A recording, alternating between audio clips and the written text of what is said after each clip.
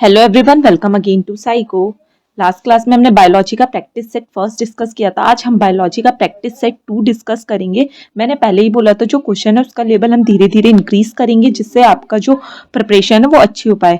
इस क्लास को स्टार्ट करने से पहले जो हमने प्रीवियस ईयर का क्वेश्चन पेपर डिस्कस किया था उसमें कुछ करेक्शन है। सबसे पहले हम उस करेक्शन के बारे में डिस्कस करेंगे। क्वेश्चन नंबर 92 है, which of the following option include the pollutant consider by national air index. तो अगर हम बात करें एयर इंडेक्स की तो इसमें क्या होता है, जो पीएम होता है पर्टिकुलर मैटर, उसकी जो वैल्यू होती है वो 10 पीएम से ज्यादा होते हैं, और पीएम 2.5 जिसमें जो पर्टिकुलर मैटर होता है उसकी जो वैल्यू होती है वो 2.5 माइक्रो एमएम के इक्वलेंट होती है। ठीक है। और अगर हम इसमें गैसेस की बात करें तो इसमें कौन कौन सी गैसेस आ जाती है, nitrogen dioxide, sulphur dioxide, carbon monoxide, ozone, ammonia और लेड आ जाती है।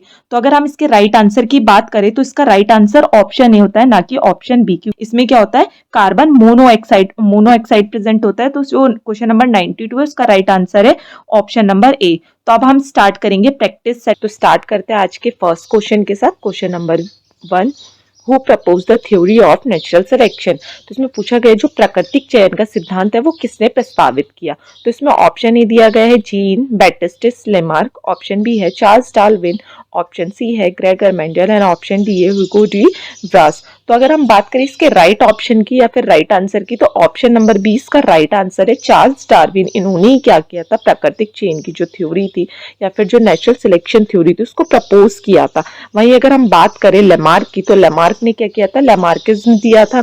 वहीं अगर ग्रेगर मेंडल की बात करें तो इन्होंने फंडामेंटल थ्योरी ऑफ इनहेरिटेंस को प्रपोज किया, और ह्यूगो डी व्रास की बात करें तो इन्होंने म्यूटेशन थ्योरी को प्रपोज किया था। तो इसका जो राइट आंसर है वो है option number B. Next question पे मूव करेंगे। क्वेश्चन नंबर 2 है, which of the following provide direct evidence of evolution. यानी कि जो इवोल्यूशन है उसका डायरेक्ट एविडेंस या प्रमाण, प्रत्यक्ष प्रमाण कौन दे रहा है। तो इसमें ऑप्शन है कंपैरेटिव एनाटॉमी, ऑप्शन बी है फॉसिल जीवाश्म, ऑप्शन सी है एम्ब्रियोलॉजी एंड ऑप्शन डी है बायोजियोग्राफी। तो हमें पता है कि जो हमारा इवोल्यूशन है उसका एविडेंस कौन देता है, जो भी फॉसिल्स हो गए या जीवाश्म हो गए, मतलब कि जो डेड सेल्स हो गए या फिर डेड एनिमल के जो भी पार्ट्स हो गए, उनसे हमें क्या करता है, इवोल्यूशन का पता चलता है। तो अगर हम इसके राइट आंसर की बात करें फॉसिल्स या फिर जीवाश्म, इसका राइट आंसर है। एनाटॉमी तो अलग ही चीज है, वहां पे अगर एम्ब्रियोलॉजी की बात करें तो ये भी एम्ब्रियो की स्टडी को या फिर जो भ्रूण की स्टडी होती है उसके बारे में, और जैव भौगोलिक अध्ययन क्या है, ज्योग्राफी बायोजियोग्राफी की स्टडी है। तो इसका राइट आंसर क्या है, option number B. Next question पे मूव करेंगे। क्वेश्चन नंबर 3 है, एंजाइम की सक्रियता को प्रभावित करने वाले कारक कौन कौन से, यानी कि विच factors affect the enzyme activity. तो एंजाइम की एक्टिविटी को कौन कौन से इनमें से ऑप्शन है जो अफेक्ट करेंगे। ठीक है, तो इसमें ऑप्शन है तापमान या फिर पीएच, टेम्परेचर और पीएच, ऑप्शन बी है enzyme and substrate concentration, option C है competitive and non competitive inhibitor, और ऑप्शन डी है ऑल ऑफ अबव। तो अगर हम बात करें एंजाइम्स की तो एंजाइम्स की एक्टिविटी को टेम्परेचर हो गया, पीएच हो गया, अदर एंजाइम्स हो गए या फिर सबस्ट्रेट की कंसंट्रेशन हो गई या फिर जितने भी हमारे इनहिबिटर्स हो गए वो सारे ही अफेक्ट करेंगे। तो अगर हम क्वेश्चन नंबर 3 के राइट आंसर की बात करें तो ऑप्शन नंबर डी यानी कि उपरोक्त सभी ऑल ऑफ अबव इसका राइट आंसर होगा। मूव करते हैं नेक्स्ट क्वेश्चन पर। नेक्स्ट क्वेश्चन है क्वेश्चन नंबर 4, सेंट्रल डॉगमा का सिद्धांत क्या दर्शाता है। What does the central dogma principle state. तो सबसे पहले अगर हम सेंट्रल डॉगमा के प्रिंसिपल की बात करें तो इस प्रिंसिपल में क्या था कि जो डीएनए है उससे आरएनए बनता है, और आरएनए से क्या होगा, प्रोटीन बनेगा। यही क्या बोला गया था सेंट्रल डॉगमा के प्रिंसिपल में। और अगर हम बात करें सेंट्रल डॉगमा का प्रिंसिपल किसने प्रपोज किया था तो फ्रांसिस क्रीक ने सेंट्रल डॉगमा का जो सिद्धांत है प्रिंसिपल है उसको प्रपोज किया था इन 1958 में। तो अगर हम इसके राइट आंसर की बात करें तो डीएनए से आरएनए बना, आरएनए से प्रोटीन बना। तो ऑप्शन नंबर ए इसका राइट आंसर है। मूव करते हैं क्वेश्चन नंबर 5 पे। क्वेश्चन नंबर 5 है, C4 चक्र या फिर C4 साइकिल किस पौधों में पाई जाएगी और इसका लाभ क्या होगा। यानी कि इसमें पूछा गया है कि ऐसे कौन से प्लांट है जिसमें C4 साइकिल पाई जाती है और उसका एडवांटेज क्या है। सबसे पहले अगर हम बात करें C4 पौधे, तो C4 पौधे क्या होते हैं, जो कार्बन फिक्सेशन का का उपयोग करते हैं। ठीक है, साथ में जो C4 चक्र होगा वो CO2 के साथ ही होता है हमेशा, यानी कि CO2 में ही क्या करेगा, जो कार्बन फिक्सेशन होगा या फिर C4 चक्र चलेगा। अब अगर हम बात करें इसमें क्या होता है, मीजोफिल सेल प्रेजेंट होती है और मीजोफिल सेल में क्या होगा, फास्फोफिनॉल फास्फोफिनॉल फास्फेट से बंधा होगा, यानी कि ये जो मीजोफिल सेल होगी ये फास्फोफिनॉल पाइवेट से बना होगा और उसके बाद ये क्या करेंगे, ऑक्सिलो एसीटेट नामक 4 कार्बन यौगिक का निर्माण करेंगे। ठीक है, और इसमें जो ये 4 कार्बन यौगिक बने इन्हीं को हम क्या बोलते हैं, C4 पौधे या फिर C4 चक्र। तो अगर हम बात करें जैसे कि मक्का हो गए, गन्ना हो गए, ज्वार हो गए, बाजरा हो गए, ये इसके एग्जाम्पल है। और इनके एडवांटेज क्या होता है C4 चक्र का, यानी कि शुष्क परिस्थितियों में भी क्या करते हैं, ग्रो कर जाते हैं। तो अगर हम इसके राइट आंसर की बात करें तो इसका राइट आंसर क्या है, मक्का, क्योंकि मक्का क्या है, इसका एग्जाम्पल भी और शुष्क परिस्थितियों में अनुकूल करता है उससे, यानी कि शुष्क परिस्थितियों में भी ये ग्रो कर जाता है। तो इसका राइट आंसर क्या है, ऑप्शन नंबर बी। मूव करते हैं नेक्स्ट क्वेश्चन की तरफ। नेक्स्ट क्वेश्चन है क्वेश्चन नंबर 2, पैलेंटोलॉजी किसका अध्ययन है, व्हाट डज पैलेंटोलॉजी स्टडी। तो इसमें पूछा गया है कि जो पैलेंटोलॉजी है उसकी स्टडी को हम क्या बोलते हैं। तो अगर हम पैलेंटोलॉजी की बात करें तो पैलेंटोलॉजी में हम क्या करते हैं, जितने भी फॉसिल्स हो गए, जीवाश्म हो गए या फिर जो एंसेंट लाइफ है उसके बारे में स्टडी करते हैं। तो अगर हम इसके राइट आंसर की बात करें तो ऑप्शन नंबर 20 का राइट आंसर है, जिसमें हम जीवाश्म या फिर फॉसिल और एंसेंट लाइफ के बारे में स्टडी करते हैं। मूव करते हैं नेक्स्ट क्वेश्चन की तरफ। नेक्स्ट क्वेश्चन है इसमें, जो जिबेलिन होता है या फिर गिबेलिन हार्मोन किस कार्य में सहायक है, उसका फंक्शन बताना है हमें। तो इसमें ऑप्शन ए दिया गया है लीफ ग्रोथ, ऑप्शन बी है सीड जर्मिनेशन और फ्लावर डेवलपमेंट, ऑप्शन डी है लीफ एबिस्केशन यानी कि पत्ती झड़ने की प्रक्रिया में, और ऑप्शन डी है इनहिबिटिंग द ग्रोथ या रूट ग्रोथ। तो अगर हम बात करें गिबेलिन, ये एक ऐसा हार्मोन है या प्लांट हार्मोन है जिसका जो क्या करता है, रिस्पॉन्सिबल होता है एक तो हमारे स्टेम के इलांगोनेशन में, दूसरा जर्मिनेशन में, तीसरा फ्लावरिंग में और फोर्थ है इसका फ्रूट राइपनिंग में। तो अगर हम ऑप्शन की बात करें, ऑप्शन ए है क्या है इसमें, पत्तियों की वृद्धि यानी कि लीफ ग्रोथ, ऑप्शन बी है अंकुरण और फूलों का विकास, सी जर्मिनेशन एंड फ्लावर डेवलपिंग, और ऑप्शन डी की बात करें तो इनहिबिटिंग द रूट ग्रोथ। अगर हम बात करें जेबलिन की तो इसका काम क्या होता है, ये रिस्पॉन्सिबल होते हैं स्टेम के इलोंगिनेशन में, साथ में जर्मिनेशन में, फ्लावरिंग में और फ्रूट राइपनिंग में। तो इसके राइट आंसर की बात क्या हुई, स्टेम जर्मिनेशन और फ्लावर डेवलपमेंट पे ये हेल्प करेंगे, यानी कि ऑप्शन 20 का राइट आंसर है। नेक्स्ट मूव करते हैं क्वेश्चन नंबर 8 में। क्वेश्चन नंबर 8 है, ट्रांसजेनिक पौधों की विशेषता क्या है, what is the characteristics of transgenic plant. अब सबसे पहले हम बात करते हैं ट्रांसजेनिक प्लांट। ट्रांसजेनिक प्लांट क्या होते हैं, ऐसे प्लांट होते हैं जो पौधे हैं वो दूसरे जीवों के जीन को डाले जाते हैं, यानी कि हम क्या करेंगे, एक पौधा को ग्रो करवाने के लिए उसमें दूसरे पौधे या दूसरों के जीन को डाल देंगे, जिससे क्या होगा, उसकी क्वालिटी इंक्रीज हो जाएगी, रोगों से लड़ने की क्षमता इंक्रीज हो जाती है, या फिर हम बोल सकते हैं इसमें हम जेनेटिक इंजीनियरिंग के थ्रू उसके DNA को ऑल्टर कर सकते हैं। ऐसे प्लांट को बोलते हैं हम ट्रांसजेनिक प्लांट। तो अगर हम ऑप्शन की बात करें, इनमें एक ही प्रजाति के जीन पाए जाते हैं, नहीं, गलत है ये। ऑप्शन बी की बात करें, इसमें अन्य जीव के जीन सम्मिलित होते हैं, तो ऑप्शन बी ही इसका राइट आंसर है, क्योंकि हमने क्या किया, इसमें अनदर ऑर्गेनिज्म के जीन लेकर जेनेटिक इंजीनियरिंग के थ्रू उस पौधे को या फिर उस प्लांट को ग्रोथ करवाया है। ठीक है, तो ऑप्शन 20 का राइट आंसर है। मूव करते हैं क्वेश्चन नंबर 9 पे। क्वेश्चन नंबर 9 है, ओपरेन सिद्धांत या फिर ओपरेन थ्योरी का क्या महत्व है, सिग्निफिकेंस बताना है। तो अगर हम ओपरेन थ्योरी की बात करें तो ओपरेन थ्योरी क्या करता है, हमारे जो जीन एक्सप्रेशन है उसको रेगुलेट करने का काम करता है। तो अगर हम इसके राइट आंसर की बात करें, ऑप्शन नंबर ए इसका राइट आंसर है, जीन अभिव्यक्ति को नियंत्रण करेगा या फिर जो जीन एक्सप्रेस हो रहे हैं उनको रेगुलेट करने का काम करता है। तो यही ओपरेन थ्योरी में, तो ऑप्शन नंबर ए इसका राइट आंसर है। मूव करते हैं क्वेश्चन नंबर 10 पे हैं, माइक्रोबायोम किसे कहते हैं, व्हाट इज द माइक्रोबायोम। तो अगर हम बात करें माइक्रोबायोम क्या होता है, जो शरीर में रहने वाले छोटे छोटे माइक्रो ऑर्गेनिज्म होते हैं उनके ग्रुप को हम क्या बोलते हैं, माइक्रोम बोलते हैं। तो अगर इसके ऑप्शन की बात करें, किसी विशेष वातावरण में पाए जाने वाले सूक्ष्म जीवों की पूरी आबादी, ऑप्शन बी है केवल हानिकारक बैक्टीरिया, यहाँ पे वायरस कवक बोला गया ऑप्शन सी में, और ऑप्शन डी है किसी जीव के शरीर में पाए जाने वाला प्रोटीन, तो ये भी गलत है। तो अगर इसके राइट आंसर की बात करें तो ऑप्शन नंबर ए इसका राइट आंसर है, क्योंकि the entire microbial population specific environment को ही हम क्या बोलते हैं, माइक्रोबायोम बोलते हैं। ठीक है, या माइक्रो ऑर्गेनिज्म के ग्रुप को हम क्या बोलते हैं, माइक्रोबायोम बोलते हैं। ऑप्शन नंबर ए इसका राइट आंसर है। मूव करते हैं क्वेश्चन नंबर 11 की तरफ।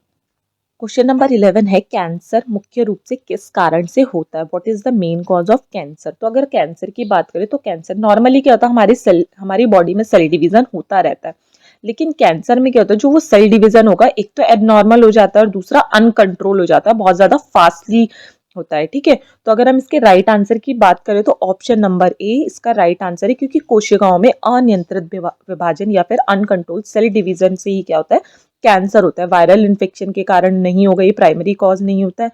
ओवर एक्टिव इम्यून सिस्टम, ये भी ऐसा कोई कॉज नहीं है। हार्मोनल इम्बैलेंस भी ऐसा कोई प्राइमरी या मेन कॉज नहीं है कैंसर का।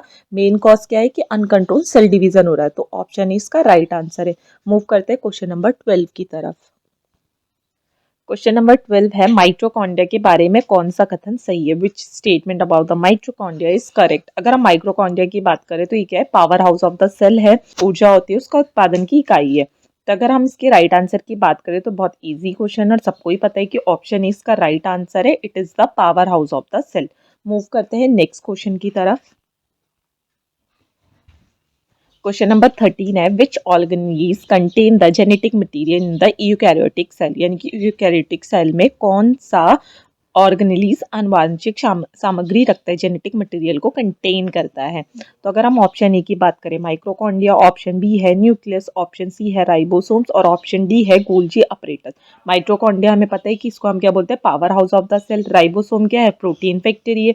और गोल्जी अपरेटस क्या करता है, उस प्रोटीन को पैक करने का या फिर उसकी शिपमेंट में हेल्प करता है। तो अगर हम इसके राइट आंसर की बात करें, न्यूक्लियस क्या है, इसका राइट आंसर है, क्योंकि न्यूक्लियस ही क्या करता है, जितनी भी जेनेटिक मटेरियल या इन्फॉर्मेशन होता है उसको कैरी करके चलता है। तो ऑप्शन डी बी न्यूक्लियस इसका राइट आंसर है। मूव करते हैं क्वेश्चन नंबर 14 पे। क्वेश्चन नंबर 14 है which type of RNA carries genetic information from the DNA to ribosomes, या कौन सा आरएनए डीएनए से राइबोसोम तक आनुवांशिक जानकारी को लेकर जाता है। तो अगर हम बात करें आरएनए की, तो आरएनए को हम क्या बोलते हैं, राइबोसोमल आरएनए बोलते हैं, राइबोसोमल आरएनए। और राइबोसोमल आरएनए का काम क्या होता है, ये क्या करता है, प्रोटीन सिंथेसिस में हेल्प करता है। अगर हम बात करें एमआरएनए की, तो एमआरएनए को हम मैसेंजर आरएनए बोलते हैं। ये क्या करते हैं, जितनी भी जेनेटिक इन्फॉर्मेशन होता है उसको आरएनए से डीएनए में लेकर जाता है। अगर हम बात करें टीआरएनए की, तो टीआरएनए को हम बोलते हैं ट्रांसफर आरएनए। ट्रांसफर आरएनए का काम क्या होता है, ये क्या करता है, जितने भी एमआरएनए से प्रोटीन है उसको अमाइनो एसिड में कन्वर्ट करने का काम करेगा। और अगर हम बात करें एसआईआरएनए को हम बोलते हैं स्मॉल इंटरफेरेंस आरएनए, जिसको हम साइलेंट आरएनए या फिर नॉन कोडिंग आरएनए भी बोलते हैं। और इसका यूज हम बेसिकली रिसर्चेज हो गया या फिर क्लिनिकल ट्रायल्स हो गया, क्लिनिकल ट्रायल्स में इसका यूज करते हैं। तो अगर हम इसके राइट आंसर, इन्होंने बोला कि जेनेटिक इन्फॉर्मेशन को कैरी करेगा, तो यानी कि जो हमारा एमआरएनए मैसेंजर आरएनए, क्योंकि वही क्या करता है, जेनेटिक इन्फॉर्मेशन को कैरी करता है डीएनए से। ठीक है, तो इसका जो राइट आंसर है ऑप्शन नंबर बी एमआरएनए इसका राइट आंसर है। नेक्स्ट मूव करते हैं क्वेश्चन नंबर 15 पे। क्वेश्चन नंबर 15 है which of the following is an example of sex link disorder. तो अगर हम बात करें सबसे पहले एक्स लिंक डिसऑर्डर है क्या, तो एक्स लिंक डिसऑर्डर क्या है, एक जेनेटिक कंडीशन ही होता है जिसमें क्या होता है, जो भी हमारे पीपल होंगे उनका जो एक्स क्रोमोसोम्स होता है वो अफेक्ट हो जाता है। अब हमें पता है फीमेल में 2x है, यानी कि दोनों अफेक्ट हो सकता है, और मेल में क्या है, एक ही एक्स होता है, यानी कि यूजुअली मेल में एक ही जो क्रोमोसोम्स होगा वो अफेक्ट होगा। ठीक है, तो जिसमें एक्स क्रोमोसोम्स अफेक्ट होगा उन्हीं को हम क्या बोलते हैं, सेक्स लिंक डिसऑर्डर बोलेंगे। अगर हम सिकल सेल अनीमिया की बात करें, तो सिकल सेल अनीमिया क्या होता है, इसमें ये भी एक जेनेटिक कंडीशन है, लेकिन इसमें क्या होगा, जो एच बी एस या फिर जो HbA एलील होता है उनके मिक्स लक्षण शो होते हैं। ठीक है, तो यानी कि जो सिकल सेल अनीमिया है वो इसका राइट आंसर नहीं है। और सिकल सेल अनीमिया में क्या होता है, जो आरबीसी है उनका जो शेप होता है वो कैसे हो जाता है, शिकल की तरह हो जाता है, क्योंकि इसमें जो आरबीसी है उसका अर्ली ब्रेक डाउन हो जाता है। ठीक है, वहीं अगर हम बात करें हीमोफीलिया की, हीमोफीलिया में क्या होता है, जो क्लॉटिंग फैक्टर है उसकी डिफिशियंसी हो जाती है। ठीक है, अगर हम क्लॉटिंग फैक्टर की डिफिशियंसी होगी तो उससे क्या होगा, ब्लड का क्लॉट नहीं हो पाएगा और ब्लीडिंग के चांसेस, माइनर कट होने पे भी क्या होगा, ब्लीडिंग होगी, हैवी ब्लीडिंग। और अगर हम हीमोफीलिया की बात करें, तो हीमोफीलिया में क्या होता है, जो हमारे क्लॉटिंग फैक्टर है, क्लॉटिंग फैक्टर 8, 9 और 11 की डिफिशियंसी हो जाती है, क्योंकि जो हीमोफीलिया है वो भी 3 टाइप्स के होते हैं, ए, बी और सी। अगर हीमोफीलिया ए की बात करें तो इसमें क्लॉटिंग फैक्टर 8 की डिफिशियंसी हो जाती है। ठीक है, और क्लॉटिंग फैक्टर 8 कौन सा होता है, antihaemophilic factor, antihaemophilic factor. वहीं अगर हीमोफीलिया बी की बात करें तो इसमें जो क्लॉटिंग फैक्टर होगा 9 की डिफिशियंसी हो जाएगी। 9 को हम क्या बोलते हैं, क्रिसमस फैक्टर, और साथ में प्लाज्मा थ्रोम्बोप्लास्टिन। और अगर हम सी की बात करें, हीमोफीलिया सी, इसमें क्लॉटिंग फैक्टर 11 की डिफिशियंसी हो जाती है, ठीक है। और जो क्लॉटिंग फैक्टर 11 होता है उसको भी हम क्या बोलते हैं, प्लाज्मा थ्रोम्बोप्लास्टिन, और साथ में कंपोनेंट ऑफ पीटीसी। तो ये क्या था, हीमोफीलिया। और जो हीमोफीलिया है वही क्या होता है, हमारा एक्स लिंक डिसऑर्डर होता है, ठीक है। अगर हम डाउन सिंड्रोम की बात करें तो ट्राइसोमी 21, इसमें क्या होगा, ये क्रोमोसोमल डिसऑर्डर है, यानी कि इसमें जो 21 वाला क्रोमोसोम होगा उसका एक एक्स्ट्रा पेयर प्रेजेंट होगा, और डाउन सिंड्रोम को हम क्या बोलते हैं, ट्राइसोमी 21। वहीं अगर बात करें सिस्टिक फिब्रोसिस की, तो सिस्टिक फिब्रोसिस में क्या होगा, जेनेटिक म्यूटेशन के कारण जो लंग्स है या डाइजेस्टिव सिस्टम है वो डैमेज हो जाएगा। तो अगर हम इसके राइट आंसर की बात करें, ऑप्शन बी हीमोफीलिया इसका राइट आंसर है, क्योंकि हीमोफीलिया में क्या होता है, सेक्स लिंक डिसऑर्डर है। नेक्स्ट मूव करेंगे क्वेश्चन नंबर 16 पे।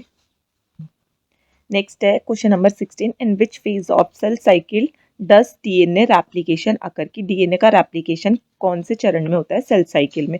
तो ये भी बहुत इजी सा क्वेश्चन है। एस फेज, जो सिंथेसिस फेज होती है, इसका जो राइट आंसर है option number B, S phase, synthesis phase में क्या होगा, डीएनए का रेप्लिकेशन होता है। मूव करते हैं क्वेश्चन नंबर 17 पे। क्वेश्चन नंबर 17 है, which of the following is an example of codominant trend, यानी कि सहप्रभाविता के लक्षण निम्न में से कौन दिखाते हैं।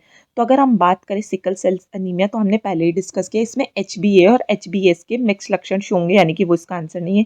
हीमोफीलिया भी क्या है, एक एक्स लिंक्ड डिसऑर्डर है, तो इसका भी नहीं। और एल्बिनिज्म की बात करें तो एल्बिनिज्म का मतलब क्या होता है, इसमें ये भी एक जेनेटिक कंडीशन ही होती है।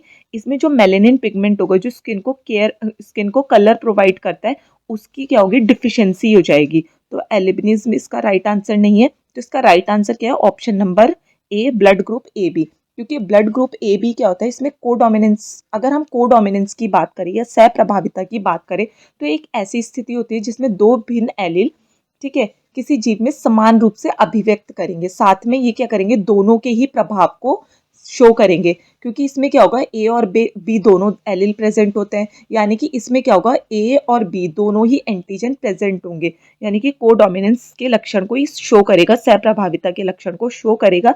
तो जो इसका राइट आंसर है, बेस्ट आंसर है, वो क्या है, blood group A B. Move करते हैं क्वेश्चन नंबर 18 पे।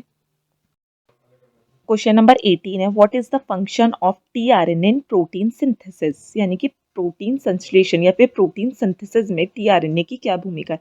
तो सबसे पहले हम टीआरएनए की बात करें तो टीआरएनए को हम क्या बोल रहे हैं, ट्रांसफर आरएनए, और यही क्या करता है, प्रोटीन को अमाइनो एसिड में कन्वर्ट करेगा, या फिर एमआरएनए से क्या करता है, मैसेंजर आरएनए से टीआरएनए को ट्रांसफर करने का काम करता है।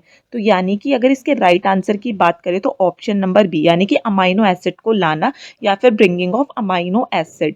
नेक्स्ट क्वेश्चन की बात करते हैं, क्वेश्चन नंबर 19।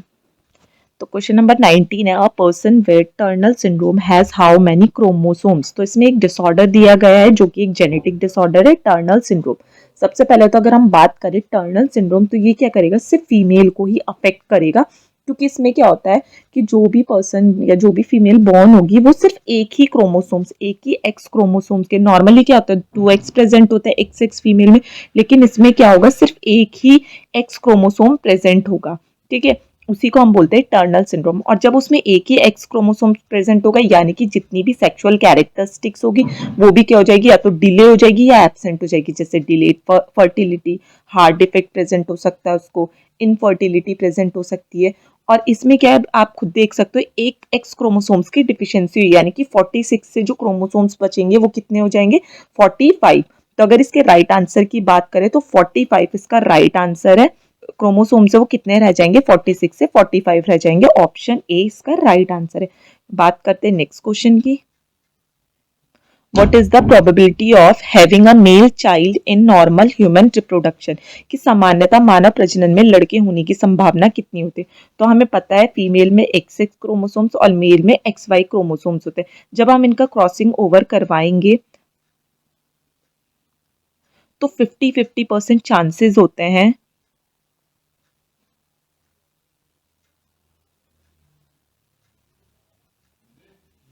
तो 50-50 चांसेस होते हैं कि फीमेल चाइल्ड होंगे और मेल चाइल्ड होंगे, यानी कि इसके अगर राइट आंसर की बात करें तो ऑप्शन नंबर सी 50% इसका राइट आंसर है, क्योंकि 50-50% चांस होंगे कि मेल बेबी भी हो सकता है, बॉय बेबी भी हो सकता है, या फिर फीमेल बेबी गर्ल बेबी हो सकती है। ठीक है, तो इसका राइट आंसर क्या है 50%। मूव करते हैं नेक्स्ट क्वेश्चन की तरफ।